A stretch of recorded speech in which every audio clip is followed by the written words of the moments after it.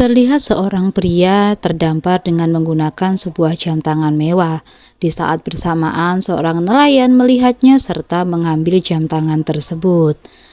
Cerita ini dimulai dari sebuah persidangan yang sedang dijalani oleh menantu dari Daesan Group.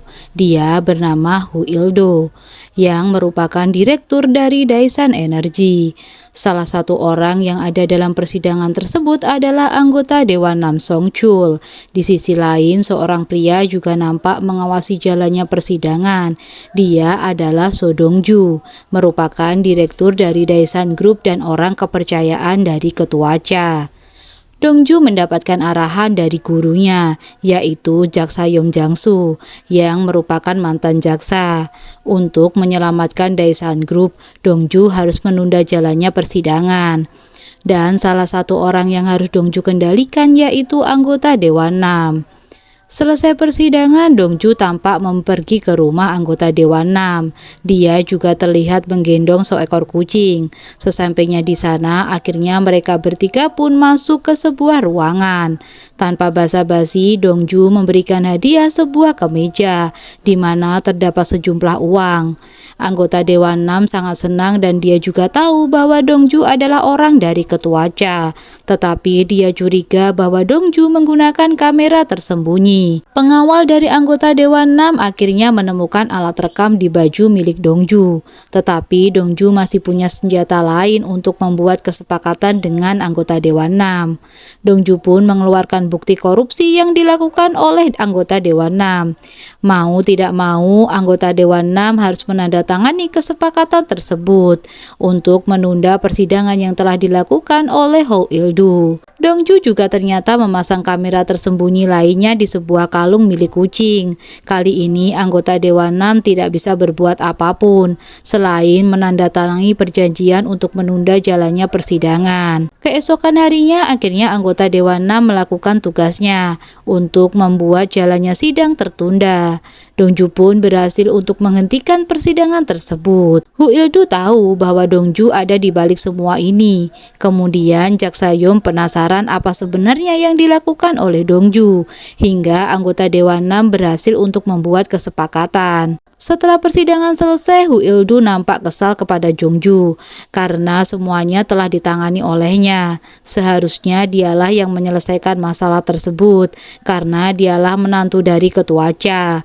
Sesampainya di rumah, Hu Ildo disambut oleh istrinya yang bernama Cha Dahui. Saat sang istri memuji kerja kerasnya, Hu Ildo merasa bahwa dia tidak melakukan apapun. Di sisi lain, So Dong Ju sedang menunggu Ketua Cha, dan minuman yang biasa disajikan untuk Ketua Cha yaitu sebuah kuning telur. Selain itu, Dong Ju juga mengetahui brankas milik Ketua Cha, di mana dalam brankas tersebut terdapat beberapa botol soju. Dan soju itu digunakan untuk mencampur minuman ke dalam kuning telur. Sedangkan Hu Ildo tidak mengetahui apapun tentang ayah mertuanya. Selanjutnya, saat Ildo sedang berolahraga, dia melihat Dong Ju dipanggil oleh Ketua Cha. Tentu saja itu terkait persidangan yang menyangkut skandal dari Daesan Energy. Kemudian mereka pun akhirnya akan berkumpul untuk menemui Ketua Cha. Saat Ildo menyajikan minum, ternyata Ketua Cha menolaknya. Dia lebih memilih untuk meminum telur dan soju. Hal itu pun membuat Ildo merasa malu. Kemudian Ketua Cha memuji Dong Ju karena telah membereskan semuanya. Di saat bersamaan, Cha Dahui masuk dan Ketua Cha buru-buru menyembunyikan botol sojunya. Cha Dahui meminta Dong Ju untuk keluar karena mereka akan membicarakan masalah keluarga. Hu Ildo mengatakan kepada Ketua Cha bahwa dia menerima usulan dari Jaksa Yom dan hal itu sangat penting bagi dirinya.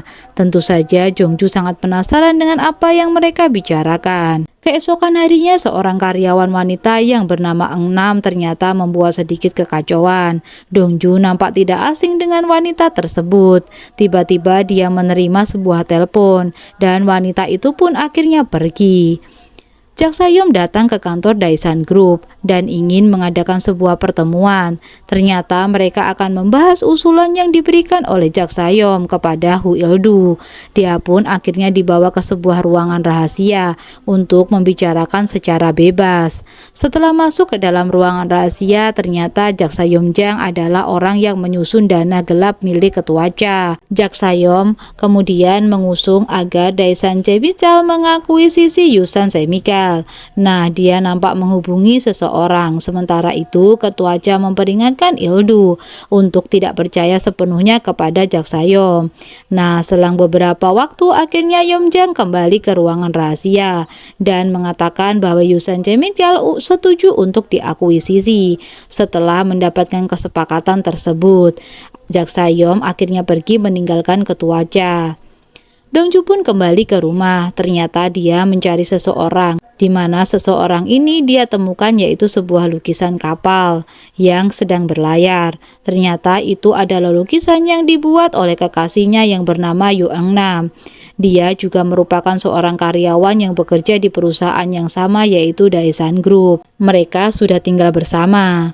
Saat makan malam, Dongju nampak memberikan sebuah hadiah untuk Yu Engnam, yaitu sebuah gelang yang memiliki beberapa permata.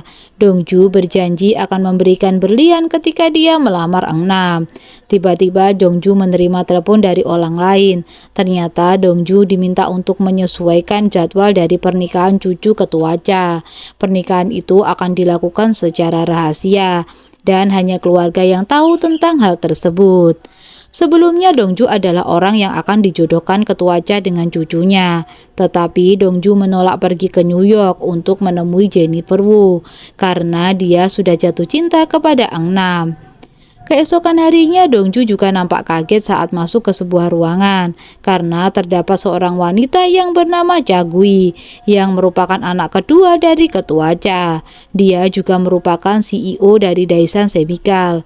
Tentu saja Gui sangat kaget saat mengetahui bahwa Daesan akan mengkausisi Yusan Chemical. Gui juga meminta Dongju untuk berada di pihaknya. Dongju akan mempertimbangkan hal tersebut. Di sisi lain, ketua Cha sedang menunggu Dongju. Ternyata ketua Cha suka untuk memakan permen. Setelah mengakuisisi Yusan Chemical, ketua Cha khawatir dengan Guhi karena Guhi bukanlah orang yang sanggup untuk memperluas sektor kimia. Ketua Cha pun mulai mempertimbangkan untuk mencari posisi wakil dari Daesan Group. Ketua Cha mulai mempertimbangkan Hu Il-du. Walaupun tidak mempunyai hubungan darah, tetapi dia lebih percaya menantunya daripada dari pihak lain. Tentu saja itu membuat Dongju gelisah karena dia ambisi untuk menjadi penerus dari Daesan Group. Ketua Cha pun meminta Dongju untuk menguji Hu Il-du. Dongju menemui Il-du dan mengatakan bahwa Il-du harus bersiap untuk bertemu dengan para eksekutif karena ketua Cha berencana menjadikan dirinya sebagai wakil dari Daesan Group. Mendengar hal itu, Il-du sangat senang dan memperbolehkan Dongju untuk menggunakan helikopternya. Selang beberapa waktu Dongju akhirnya kembali. Setelah turun dari helikopter, ternyata Engnam sudah menunggunya. Mereka pun kembali berciuman. Engnam tidak sabar untuk menunggu Dongju pulang. Tiba-tiba Dongju menerima sebuah telepon yang mengharuskannya untuk segera pergi. Ternyata Dongju bertemu dengan Direktur Choi. Ternyata ketua Cha pernah mengatakan bahwa dia akan menyerahkan posisi ketua Daesan kepada ahlinya jika putri dan juga menantunya tidak sanggup untuk melakukannya. Tetapi pada akhirnya wakil ketua tersebut akan diberikan kepada menantunya. Kini setelah Yusan Chemical diakuisisi, Dongju berharap ketua Choi untuk merekomendasikan dia sebagai direktur dari Daesan Chemical. Karena ketua Choi tidak mempunyai seorang putra, dia berharap bisa merebut dan juga menjadi penerus dari Daesan Group. Setelah kembali ke rumah, Dongju dan juga Engnam nampak mandi bersama. Engnam bertanya bagaimanakah jika dia menikah dengan pria lain. Dongju mengatakan bahwa dia akan membuat Engnam sangatlah menyesal dan juga akan membawa wanita lain, dan mendengar hal itu Engnam nampak sangat sedih dan juga terluka. Karena melihat Enam yang menangis, Dongju mengatakan bahwa dia tidak bisa menikah jika tidak dengan Enam. Setelah selesai mandi, Enam membawa hair dryer dan ingin mengeringkan rambut Dongju. Selang beberapa waktu, handphone Enam berbunyi. Dia pun buru-buru pergi untuk mengangkat telepon. Sedangkan Dongju ingin mempersiapkan makanan untuk mereka berdua. Enam nampak menerima sebuah telepon yang sangat serius. Saat dia keluar, dia melihat Dongju yang sudah tergeletak. Ternyata Dongju memakan sebuah roti yang ada di kulkas. Dongju terlihat kesakitan. Dia pun teringat saat pertama kali melihat Enam di sebuah kafe. Kala itu Dongju diminta untuk pergi ke New York untuk menemui cucu dari ketua Cha. Tetapi di saat bersamaan ternyata Dongju melihat seseorang wanita yang menarik perhatiannya, dan itu adalah Enam. Sejak saat itu dia pun menolak untuk menemui Jennifer Wu. Kemudian Enam bekerja di kantor yang sama, yaitu di Daesan Group. Dia membuat laporan dari Daesan Group. Nampak kacau dan dimarahi oleh ketua Cha. Dia pun menyalahkan Dongju atas hal tersebut. Tetapi ternyata mereka berdua sudah saling mengenal. Dongju menolak untuk pergi ke New York menemui Jennifer karena dia sudah jatuh cinta kepada Enam. Selang beberapa waktu Dongju akhirnya sadar. Ternyata dia alergi dengan bubuk kayu manis yang dia makan di sebuah roti. Enam pun merasa bersalah akan hal tersebut, tetapi Dongju mengatakan bahwa dia baik-baik saja. Enam hanya ingin melakukan sesuatu yang istimewa untuk Dongju.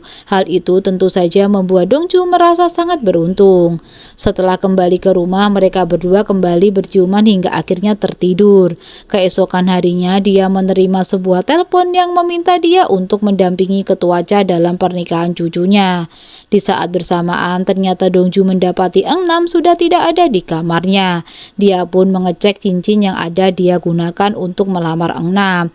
Pada malam nanti, Dongju kemudian mengirim pesan kepada Enam untuk melakukan makan malam bersama. Tetapi ternyata Enam berada di sebuah hotel.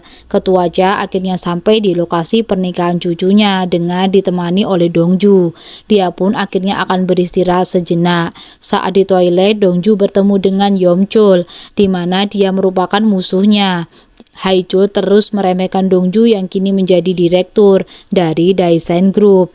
Namun Haichul mengatakan bahwa hari ini dia akan menjadi menantu dari ketua Cha, dan semua itu telah diatur oleh pamannya, yaitu Jak Sayom.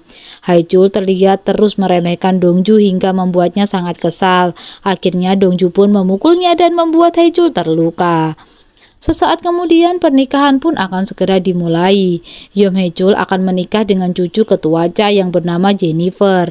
Tak lama kemudian mempelai pria naik ke dalam altar, disusul mempelai wanita yang ternyata itu adalah Enam.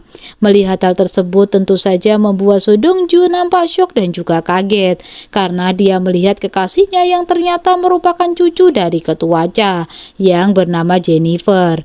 Dongju merasa dikhianati oleh Enam. Kini hatinya pun hancur berkeping-keping.